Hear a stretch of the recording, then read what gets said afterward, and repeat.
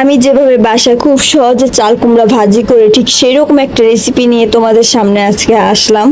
তো চাল কুমড়া ভাজি রেসিপিটা একেবারেই সহজ, তোমরা অনেকেই পারো অনেকেই পারো না। তো যারা না পারো ভিডিওটা শুধুমাত্র তাদের জন্য, বা যারা নতুন নতুন বিয়ে হয়েছে নতুন নতুন রান্না বান্না করছো শুধুমাত্র তাদের জন্য। চাল কুমড়াটাকে সুন্দর মতো কেটে নিবা, সুন্দর মতো কুচি কুচি করে কাটা হয়ে গেলে উপর দিয়ে নুন দিয়ে ভালো মতো মেখে 10 মিনিটের জন্য আলাদাভাবে রেখে দিবা।